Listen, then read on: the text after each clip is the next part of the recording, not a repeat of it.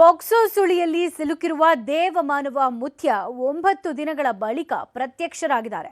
ಸತತ 6 ಗಂಟೆಗಳ ಕಾಲ ವಿಚಾರಣೆ ನಡೆಸಿದ ಅಧಿಕಾರಿಗಳು ಮುತ್ಯ ಮೊಬೈಲ್ ಜಪ್ತಿ ಮಾಡಿದ್ದಾರೆ.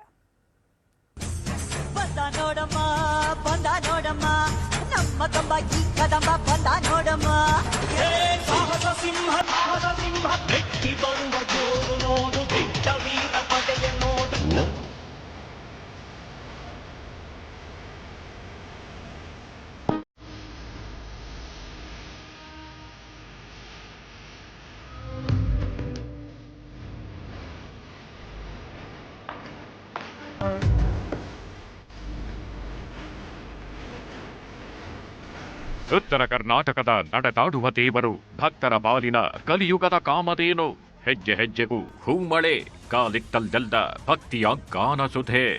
ಮಲ್ಲಿಕಾರ್ಜುನ ಮುತ್ಯ ಅಂದ್ರೆ ಅದೆಷ್ಟೋ ಜನರ ಪಾಲಿಗೆ ಅಪ್ಪಾಜಿ, ಇನ್ನೆಷ್ಟೋ ಜನರ ಪಾಲಿಗೆ ಪವಾಡ ಪುರುಷ. ಭಗವಂತನ ಅಪರಾವತಾರ ಅಂತ ಕರೆಸಿಕೊಂಡು ಮುತ್ಯಾನನ್ನ ಹಾದಿ ಬೀದಿಯಲ್ಲಿ ಹೊತ್ತು ಮೆರೆಸೋರಿದ್ದಾರೆ.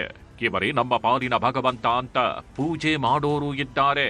ಇಂಥ ಸ್ವಯಂ ಘೋಷಿತ ದೇವಮಾನವ ಈಗ ಫೋಕ್ಸೋ ಸುಳಿಯಲ್ಲಿ ಸಿಲುಕಿ ವಿಲವಿಲ ಒದ್ದಾಡ್ತಿದ್ದಾರೆ. ಅಪ್ರಾಪ್ತೆ ಜೊತೆ ಅಸಭ್ಯವಾಗಿ ವರ್ತಿಸಿದ ಪ್ರಕರಣದಲ್ಲಿ ಕಣ್ಮರೆಯಾಗಿದ್ದ ಮುತ್ಯ 9 ದಿನಗಳ ನಂತರ ಪ್ರತ್ಯಕ್ಷವಾಗಿದ್ದಾರೆ. ಮಲ್ಲಿಕಾರ್ಜುನ ಮುತ್ಯಾಗೆ ಸತತ 6 ಗಂಟೆ ಡ್ರಿಲ್. ಮುತ್ಯ ಮೊಬೈಲ್ ಜಪ್ತಿ, ಜನ್ಮ ಜಾಲಾಡ್ತಿದೆ ಖಾಕಿ. ಮಲ್ಲಿಕಾರ್ಜುನ ಮುತ್ಯ ಯಾದಗಿರಿಯ ದೇವಮಾನವ. ಇದೇ ದೇವಮಾನವನಿಗೆ ಈಗ ಫೋಕ್ಸೋ ಕಂಟಕ ಹೆಗಲೇರಿ ನಿಂತಿದೆ. ವಾರದ ಹಿಂದಷ್ಟೇ ಕೇಸ್ ದಾಖಲಾಗ್ತಿದ್ದಂತೆ ಅವತಾರ ಪುರುಷ ಅದೃಶ್ಯವಾಗಿದ್ರು. ಎಲ್ಲಿ ಹೋದ್ರು, ಏನಾದ್ರು ಅನ್ನೋದ್ರ ಸಣ್ಣ ಸುಳಿವೂ ಇರಲಿಲ್ಲ. 2-3 ದಿನದ ನಂತರ ವಿಡಿಯೋ ಹೇಳಿಕೆ ರಿಲೀಸ್ ಮಾಡಿದ್ದ ಮುತ್ಯ, ನಾನೆಲ್ಲೂ ಹೋಗಿಲ್ಲ, ಇಲ್ಲೇ ಭಕ್ತರ ಜೊತೆಗಿದ್ದೀನಿ ಅಂತ ಹೇಳ್ಕೊಂಡಿದ್ರು. ಆದ್ರೆ ಪೊಲೀಸರ ಕೈಗೆ ಮಾತ್ರ ಸಿಕ್ಕಿರ್ಲಿಲ್ಲ. ಹೀಗಾಗಿ ವಿಚಾರಣೆಗೆ ಹಾಜರಾಗುವಂತೆ ನೋಟಿಸ್ ನೀಡುತ್ತಿದ್ದಂತೆ ಮುತ್ಯ ಪ್ರತ್ಯಕ್ಷವಾಗಿದ್ದಾರೆ. ನಿನ್ನೆ ಮಲ್ಲಿಕಾರ್ಜುನ ಮುತ್ಯ ಪೊಲೀಸರ ಮುಂದೆ ಬರ್ತಿದ್ದಂತೆ ಶಹಾಪುರ ತಾಲೂಕು ಆಸ್ಪತ್ರೆಗೆ ಕರ್ಕೊಂಡು ಹೋಗಿ ವೈದ್ಯಕೀಯ ಪರೀಕ್ಷೆ ನಡೆಸಿದ್ರು. ನಂತರ ಸಿಪಿಐ ಕಚೇರಿಗೆ ಕರೆದೊಯ್ದ ಅಧಿಕಾರಿಗಳು ಸುದೀರ್ಘ ವಿಚಾರಣೆ ನಡೆಸಿದ್ರು. ಸತತ 6 ಗಂಟೆಗಳ ಕಾಲ ವಿಚಾರಣೆ ನಡೆಸಿದ್ದು ಎಲ್ಲ ಆಂಗಲ್ನಲ್ಲೂ ಮಾಹಿತಿ ಕಲೆ ಹಾಕಿದ್ದಾರೆ. ಜೊತೆಗೆ ತನಿಖಾಧಿಕಾರಿಗಳು ಮುತ್ಯಾರ ಮೊಬೈಲ್ ಜಪ್ತಿ ಮಾಡಿದ್ದು ವಿಚಾರಣೆಗೆ ಕರೆದಾಗ ಬರುವಂತೆ ಸೂಚನೆ ನೀಡಿದ್ದಾರೆ.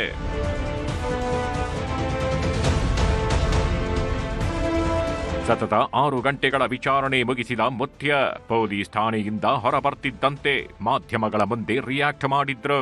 ಮಠದ ಜಾತ್ರೆ ಇದ್ದಿದ್ರಿಂದ ನಾನು ಹೊರಗೆ ಹೋಗಿದ್ದೆ. ಈ ಮಧ್ಯೆ ನನಗೆ ಜ್ವರ ಬಂದಿದ್ರಿಂದ ಆಸ್ಪತ್ರೆಯಲ್ಲಿದ್ದೆ.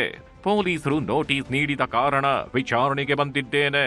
ನಾನು ಯಾವುದೇ ತಪ್ಪು ಮಾಡಿಲ್ಲ, ಕಾನೂನಿಗೆ ತಲೆಬಾಗುತ್ತೇನೆ ಎಂದಿದ್ದಾರೆ. ಮೈ ಸ್ವಲ್ಪ ಅಲ್ಕ್ ಬಿಟ್ಟು ಸ್ವಲ್ಪ ಜ್ವರ ಗಿರ ಬಂದು ನಾನು ಹಾಸ್ಪಿಟ್ಲಿದ್ದೆ. ಪೊಲೀಸ್ ಠಾಣೆಯನ್ನು ನನಗೇನು ನೋಟಿಸ್ ಏನು ಕಳಿಸಿದ ನಂತರ ನಾವು ಬಂದು ಹಾಜರಾದಿನಂತ ನಾನು ಕಾನೂನಕ್ಕೆ ನಾನು ತಲೆಬಾಗ್ತಂತ ನಾ ಯಾವುದೇ ತಪ್ಪು ಮಾಡಿಲ್ಲ ಅನ್ನೋ ಒಂದು ವಿಚಾರ ಇಟ್ಕೊಂಡು ನಾನು ಕಾನೂನು ತಲೆಬಾಗ್ತಂತ ಬಂದದ್ದು ಸತ್ಯ. ಮುತ್ಯ ಹೊರ ಬರ್ತಿದ್ದಂತೆ ಭಕ್ತರ ಕೂಗು ಜೋರಾಗಿತ್ತು. ಅಪ್ಪಾಜಿ ಅಪ್ಪಾಜಿ ಅಂತ ಬೆನ್ನು ಬಿದ್ದಿದ್ರು.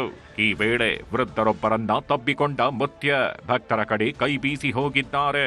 ಈ ವೇಳೆ ಮಾತನಾಡಿದ ಮಠದ ಟ್ರಸ್ಟಿ ಭೀಮಣ್ಣ, ಮುತ್ಯ ಅವರು ಯಾವುದೇ ತಪ್ಪು ಮಾಡಿಲ್ಲ, ನಾನೆಲ್ಲೂ ಹೋಗಿಲ್ಲ ಅಂದಿದ್ರು.